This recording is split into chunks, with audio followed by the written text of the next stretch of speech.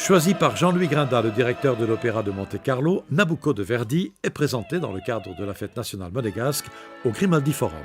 C'est un spectacle fédérateur, une œuvre qui tient compte des contraintes du lieu, le Grimaldi Forum. C'est un grand spectacle avec beaucoup de chœurs, un grand orchestre, l'Orchestre Philharmonique de Monte-Carlo, et une distribution exceptionnelle. De plus, cet opéra n'a pas été donné souvent à Monaco.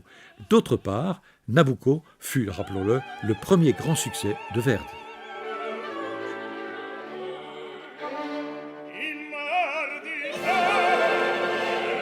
Ça a été surtout, outre le trait de génie musical que cette œuvre peut représenter, ça a été surtout la rencontre d'un homme avec un destin et l'histoire de l'Italie. Puisque ce soir-là, il a pu conquérir le cœur des Italiens avec le fameux cœur des esclaves Va Pensiero qui faisait référence immédiatement au peuple italien qui était, milanais plus exactement, qui était soumis au joug des Autrichiens. Et donc petit à petit, Verdi est devenu le compositeur du Risorgimento, un député, mais également le compositeur de l'âme italienne.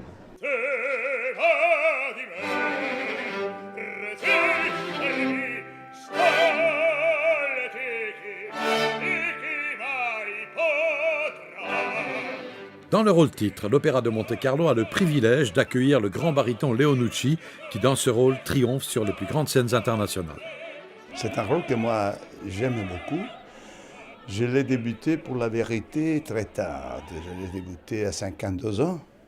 Mais je suis âgé, quand même j'ai donné beaucoup de représentations parce que je suis presque à 300. Quel est votre secret, Leonucci, pour être en forme, pour être toujours comme ça, aussi extraordinaire sur scène? C'est la musique. À moi personnellement, la musique qui me donne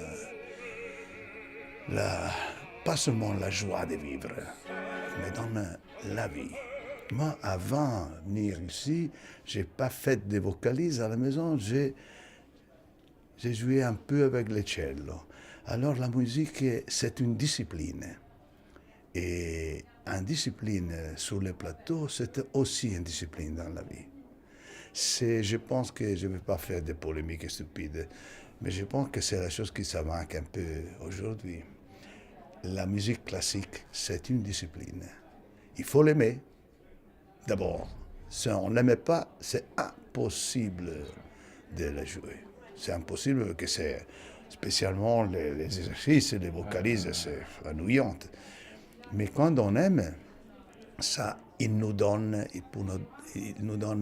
une, comme je peux dire, une occasion de vie. Non son più re, son Dio. Autour de Leonucci qui incarne Nabucco, une distribution parfaite avec notamment la soprano Anna Pirozzi et la mezzo-soprano Beatrice Uria Monzon. L'Orchestre Philharmonique de Monte-Carlo étant placé sous la direction d'un jeune chef italien, Giuseppe Finzi.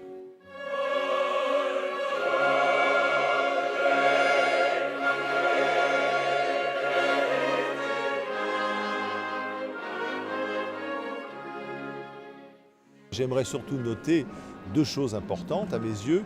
La présence du chœur de l'Opéra de Monte-Carlo, sous la direction de Stefano Visconti. On sait que le chœur a une énorme importance dans Nabucco, mais également la présence d'un nouveau venu en principauté, Leo Muscato, qui est le metteur en scène du spectacle, qui livre une vision classique et intéressante de l'œuvre, parce que c'est une œuvre qui est finalement très compliquée à monter. Et si on veut la sortir des archétypes d'évidence habituels, il fallait quelqu'un qui ait une imagination, lui et son équipe, suffisamment forte pour imposer certaines images. Et je crois que le pari sera réussi, je l'espère du moins.